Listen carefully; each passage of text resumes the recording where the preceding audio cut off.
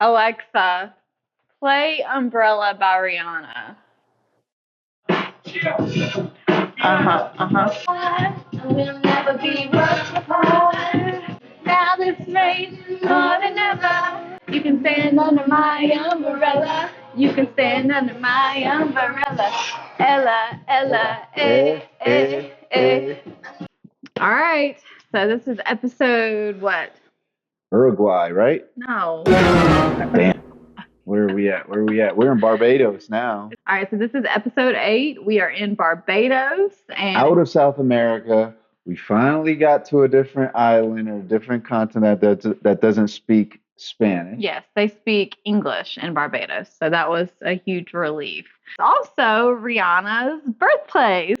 I had no idea that Rihanna was born in Barbados. Yeah. What do you think about Danny not knowing a song? That was funny, huh? When you're put on the spot like that, I can see. But then Mama V was like roasting the heck. Yeah. We did the races recap last night, and Justin was like, "How did you not think of the song Umbrella while it was just pouring?" I was like, "That's a good point. It's a good point." But Look, that's race brain. I just want to interrupt. Look how beautiful this lavender matcha is. Vincent has gotten really good at making these, and it tastes just like, if not better than the one at Starbucks. Oh, Starbucks doesn't have anything on that. Those are bomb. It's not so sweet, you know? Like it's not like 8,000 calories. It just tastes the way. But there is food coloring, which I'm not a big fan of. But it looks good. Yeah, it does. All for Okay. the show. All for the gram, baby. So the last leg in Uruguay, we had some issues, right? What issues are you talking about? Us almost killing each other in Uruguay. Yeah. So me and Vincent were kind of at each other's throats in Uruguay. There was a lot of tension, a lot of arguing. And so we really went home that night after that leg and had to discuss some things and what we were going to do to, I don't know, do better in the future. I think if you watch Barbados, you can see that we actually worked on a lot of things. I worked on trying to be more positive and not so antagonistic, I guess. Like I tried to work on my emotional reactivity. Yeah, it was really hard because in Uruguay, it felt like we weren't on the same team. Mhm. It was like, okay, if I have feelings, my feelings didn't matter. But if she had feelings, all of her feelings mattered. And then you start to feel really kind of stripped of your own identity because her identity or her reality, I should say, was more important and my reality just didn't matter. And so I think in Barbados, we did a little bit better of a job. And I feel like they really highlighted it when you did it for me when I was kind of struggling with the pickleball. So like we started the leg. I was telling myself like, oh my gosh, this is going to be a great leg. I'm feeling super positive. We're not in a Spanish speaking country anymore. We're in Barbados. It's beautiful. And like, I think it started off like really sunny. It was gorgeous. It was so pretty. They were like, oh guys, there's going to be self-driving today. The tops are off. It's going to be a fun day. I'm like, yes, we're out of South America. Yes. This is going to be so much fun. Yeah, and I saw the Jeeps and I was like, oh my gosh, this is going to be so fun. It's like every season they have that one leg where they have like the self-driving and they have the crew in a completely different car. And it's just the GoPro sitting on the dash. The first group takes off. It is not raining. No, when they take off. it's gorgeous, actually. We're like, oh man, today's going to be a blast. And as soon as they took off, we had 15 minutes. So we're in the second group. I felt a sprinkle. And I was just like, oh, shit. And then I start looking at the sky, and it just looks so dark. And I'm like, oh, my gosh. And it came out of nowhere. There was a moment in time where it was sprinkling. It was cloudy. Oh, this is going to be fine. We could probably get through this without the cover on the top. So I don't think they put the cover right away when they got to the car because it wasn't like torrential downpour. It was fine at first. And we wanted the top to be down. Like, we could handle a little bit of sprinkling, you know? Yeah, because you're in the islands. It's probably going to sprinkle nice and refreshing and, you know, be like... Yeah, it's hot. You know, you get a little wet and it feels good. It's refreshing. Right. But then we go... And it is pouring like monsoon, torrential downpour out of nowhere. Like it just started pouring. Only after we ripped the damn clue. As soon as we ripped our clue, that's when it started raining. It wasn't like, we had the clues in our hand where they're like counting down. They're like, oh, let's take all these different angles and we're counting down when we're going to rip it. But after we rip it, it was like, and then we started running across the bridge and we're taking this map out and it legitimately disintegrates. Well, so Justin was like, why didn't you guys put the cover on your car? And I'm like, literally, like, that's not what I'm thinking. I'm just thinking we got to get to wherever this clue is, like I'm not thinking it's race brain. You're not thinking to put the cover on because your clue's going to disintegrate. I don't care if I'm getting wet, really. So we get to the car and I look in the cup holder. We have our little walkie-talkie and then we have the map sitting in the cup holder and it is full of water. The cup holder is like all the way full. And this two-way radio that the camera people are following us and communicating with us with is under water. And you just hear Johnny and Kurt was our team for that day. And you just go, and you're just like, what is going on? And I'm like, are we being punked? I was like, well, maybe there's not a cover. We didn't see a cover. We just put our backpack in the back. Did you see a cover as you're putting the backpack? You throw the backpack into the back seat and you go. It's like that was the last thing we were thinking about. And then there came to a point, so we had no map. It was pretty much disintegrated because I took it out and it was getting wet. And then at one point, it literally just ripped. It just rips in different pieces. And then it kept ripping. Yeah. As you're unfolding it, because when paper sticks together and it's wet, you just... Yeah. And then the color. Well, the color started going away on the map, too. Mm-hmm. Like, it wasn't just like, oh, yeah, you got a ripped map. You could put it all together and be fine. Like, there was that one frame where we had all the bits and pieces of our disintegrated map on the dashboard. And we had the fan on it trying to blow it off. Oh my God. But you still couldn't see. And then the clue disintegrated also. But thank God I remembered what the clue said. We pulled over and we were like, we don't know what to do. We're two-waying the production team. Or we're just like, guys, what do we do? What do we do? Like, we don't have a map. We don't remember where we're going. And then we somehow remembered it was Black Rock. Yeah. And we end up, I don't know how we end up in the best barbershop in Barbados. That was awesome. I'm so glad they put that in there. That was so cool. They were so freaking nice. We still could not find it with those directions that we got.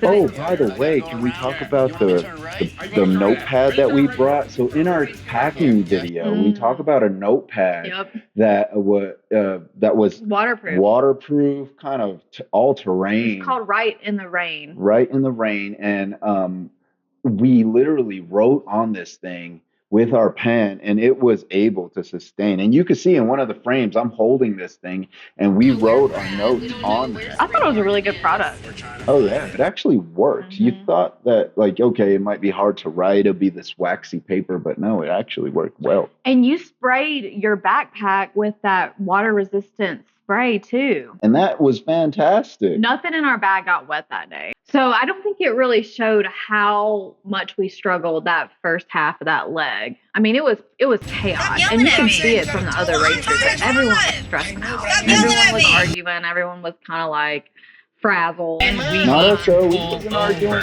Not this time. We held it together. Not this time. Even though we were in last, you have that one little scene of me going, well, babe, if we get eliminated, it was a nice run or something like that. She was over here going through the 5 stages of grief. She was about to go down. It's over. We get more directions, and these actually get us to the next clue box, which is the roadblock. So let's talk about that downtime. They had a mandatory 1 hour downtime because of the weather. It was a complete disaster as far as the logistics. Production team was full on thinking that it was going to be sunny, beautiful, and this was going to be a whole different episode. And I think they realized that there was some safety concern. So we pretty much waited out the storm. Right. And we all had to sit at the roadblock. And when we pulled up, it felt so heavy because it was this storm just happened everybody is there. All of the Jeeps are there. And so in my head, I'm like, well, we're last, you know? And they're all looking at us. You know, when you enter a room and everyone just turns and looks at you when you enter the room? It was like that. We pulled in and everybody was like, damn, there's Vincent and Amber finally. They don't show how much we struggled getting to that first spot. But the ironic part of this whole thing is that actually in Uruguay, it didn't really show, but we were getting very comfortable at navigation. Mm-hmm. And then this leg, we felt even that much more confident with navigation. But we didn't have a map, so that was the issue. And we were so excited that we were going to be able to use the map and really show our skills now. But then that map disintegrated kind of along with our dreams. And so we get to the clue and we rip it and we see all the teams kind of passing by. And start the roadblock, finish the roadblock, run out. Yeah. And I'm actually listening to what they're saying as they're ripping the clue far away. I think you heard Yvonne go, shit, it's tennis or something like that. And so we kind of knew from that. But right. And so then we get down there, and if you haven't noticed, anytime we're in last place, he gets voluntold. She tells me I gotta be the one. So if we lose, like, it's on me every time. And she does that strategically. She thinks that I'm faster than her in certain tasks. I think you are fast, but it's just so funny because I don't even like read the roadblock clue or anything. I'm just like, Vincent's doing it. Let's go. Yeah, like she ripped it, and then she was like, Vincent's doing it. Let's go. I was like, did you even read it? I'm like, okay. We didn't even rip the clue yet. Vincent's doing it. I don't have to rip the clue. So I get out there, and it's a funny, so there's a Frankenbite. So what a Frankenbite is, Justin told me last night in the Racers Recap, is when they kind of take bits and pieces and of content and edit together to make it look kind of funky. And so they just keep on making me look like this villain that's like, okay, Amber's over here, she's like, I wish, or I should have been doing the so I said, I am actually really good at ping pong, maybe I should have done this. And then right after it says, or Vincent says, babe, can you please stop talking? And that's not when he said that. He said it when I was cheering him on, going like, come on, babe, you got it. Let's go, babe. Woo, you got it. And like, that can be annoying for someone that's trying to focus. And so he said, can you please stop talking? I was like, yep.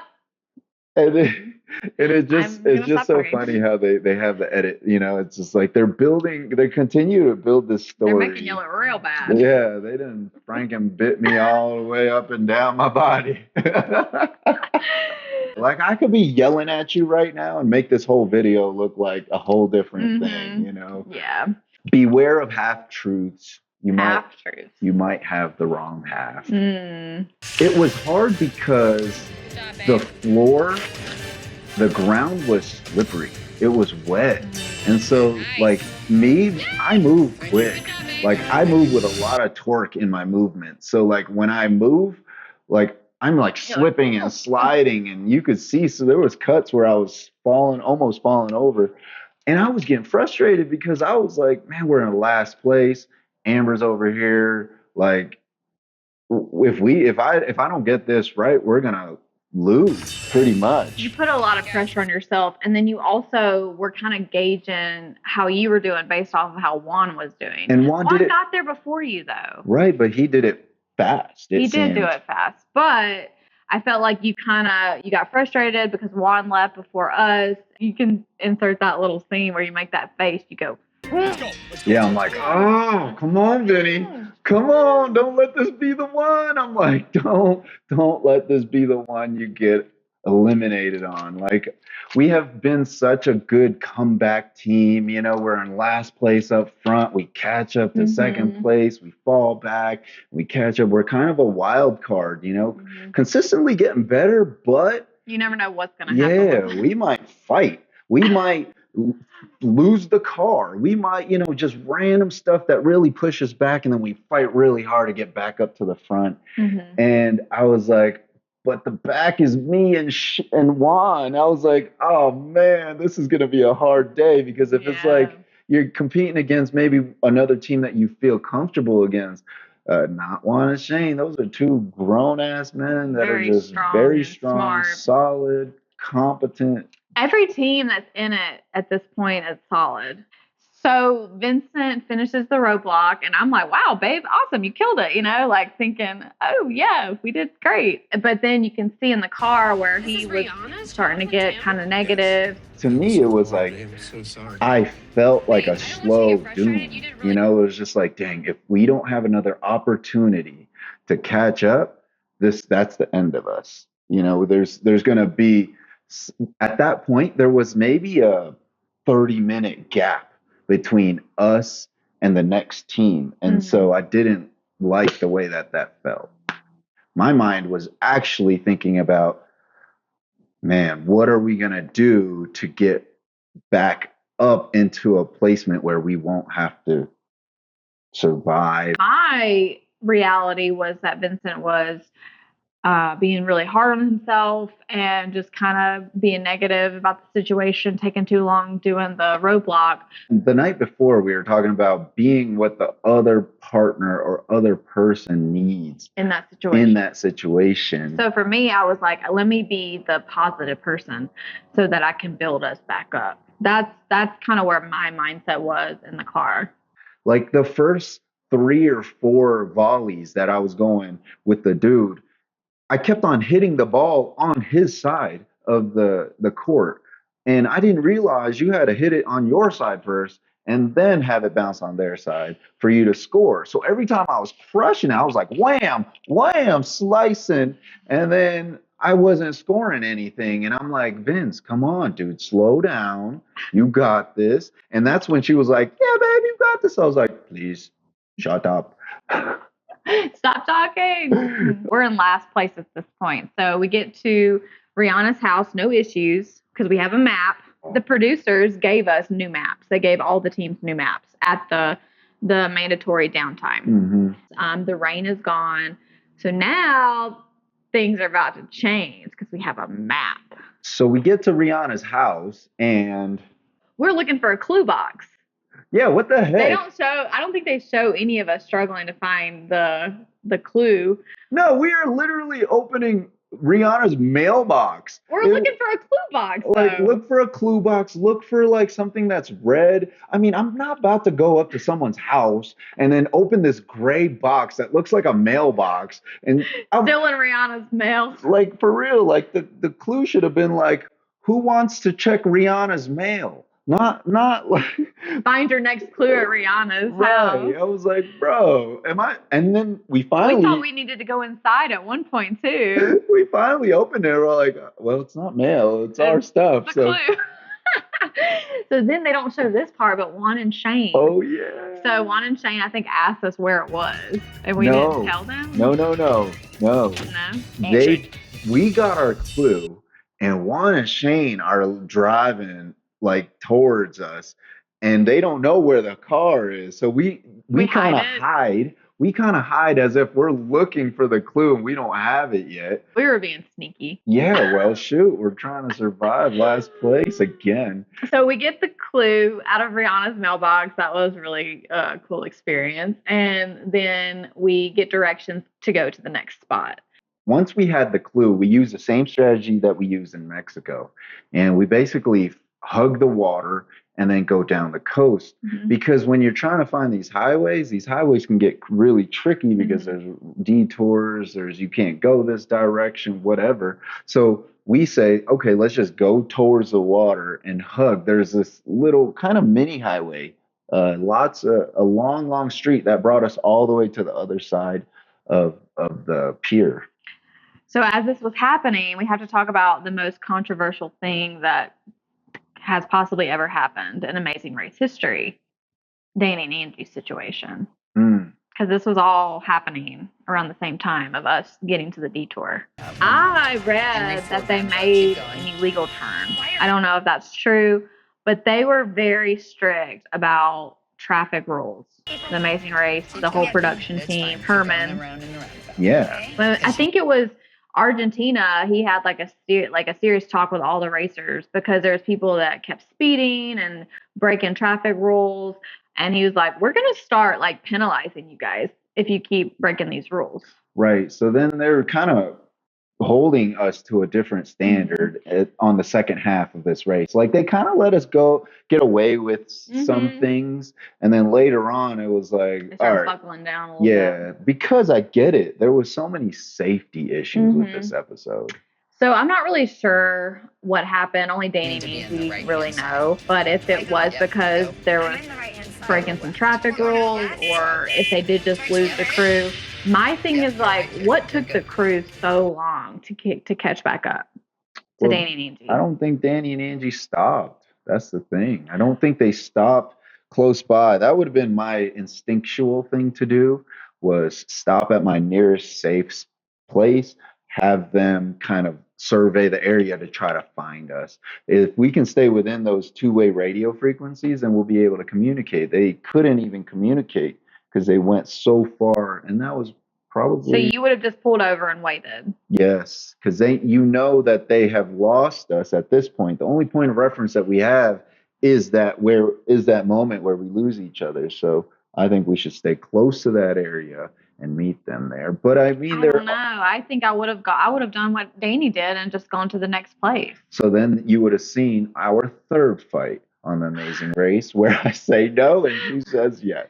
Because you could just be sitting there, and what if the crew is going to the next place, and then they get further away from you, and you're just sitting there trying to get them on the radio? No. And now you're still just sitting there waiting. No, I would go to the next place. The thing is the cameramen are not going to go to the next spot. Why? Because their specific role is to video Danny and Angie. But they can't find them. Well, I think it's because Danny and Angie kept on driving. And even I made a turn, and I had to make a U-turn, and I got in trouble for making too quick of a U-turn. Yes, they told us, like, don't make last-minute turns. Make sure you always put your blinker on so they know where you're going to go. It's a safety issue. If you want the game to be played, there's got to be rules, and we got to hold to those rules. So I get to the clue box, and I'm like, babe, there's still 3 clues left after we got our clue. And I was just like, what? Did we really navigate that good? And we were bickering actually right there, trying to determine what challenge we want to actually do. Because the wheelbarrows, you get there and you're like, yo, that's really far, and that seems kind of heavy. And it's on the sand. It would be you mainly doing it too. Absolutely. Or the fish pot. And we were going back and forth, and I was like, babe, you make a call. And she actually made the call, and we did the fish pot, and we got down there, and it was like, oh, this is going to be good. I thought we did it pretty quickly, and we have attention to detail because we're both in the medical field. We're both nurses. That's our job, to have attention to detail. No mistakes. Yeah. We don't take any extra time that you need because you missed something, being inefficient. No, we get it done. They don't show this part. When you run and bring it to the judge, there's a long ass run. And Amber and I were trying to carry, and I was like, forget this. I threw it on my back, and I was like running like Naruto over here, and she was just like sprinting, trying to keep up, and we finally got it. I was super proud of how we did this detour. I feel like it was the first challenge that we really worked together as a team, because that's something that we've been struggling with in our relationship. And I think I actually talked about it before we started this leg, how we want to work better as a team. And I felt like we really did with the fish pot making. Yeah, it was one of my favorite episodes, actually. It was the most fun time we had during the entire race. So we get ours checked, we get it on the first try, and and I had a hematoma. I didn't even tell them anything about that. I had a big hematoma from these really sharp wires. We're all getting cut. We're all bleeding, but I didn't realize I was bleeding right here. And it was a vein. Yeah, it got a vein or artery, and I had to put my bandana on it and tighten it. I had a tourniquet at the end of the race trying to get to the mat. There was blood all over your bandana. Yeah. So we get our clue, and it's just a picture. And we actually passed this pit stop on our way to the detour. So I knew exactly where we were going. And so we were out of there. We were booking it. And I was like, all right, we might not get second, but we definitely going to get third. And so we're driving, and then I look in the rearview mirror, and I see Yvonne and Melissa. You're like 6 or 7 cars back, and you're like, dang. We They finished barely right after beat us because they got there first, right? They did. And then we beat them, and then they finished right after us, so Mm-hmm. they were right on our tail. So you see me in the car. I'm like, let's go. There they are. They're right behind us. We have to go. Book it. And then you see me booking it, and Vincent's still in the car because he can't figure out how to turn it off or something. I don't know. What do you say? So my monkey mind is going crazy, and I'm trying to get this key out the car, shaking it, and it was because I didn't put the car in park. And I was like, what the heck? And I put it in park, and I get the thing out. I'm running. Like, babe, let's go. What are you doing? Come on! And so you see me, I'm freaking booking it, and I'm like just yelling at Vincent, like, "Come on! What are you doing? They're right behind us!" And so we get to the pit stop. We get third. Ivana and Melissa get fourth, and it was a good day. Yeah. Even though it started out a little rocky. It was a rain. cluster. It was like all the emotions. We lost our car. We lost our map. It's raining. We're playing catch up, and then we do the fish pot, and we catch up, and we do really well, and boom, we're done. And we actually survived. Not only did we survive, we're in third place. We made a comeback. We're the comeback kids. Yeah. That was our recap for Barbados, and next week we're in Dominican. Toodles. Tune in Wednesday nights. Next time on The Amazing Race, Amber and Vinny get stressed. You're acting crazy. Oh, this is no good. Yeah, that's what I literally said back there.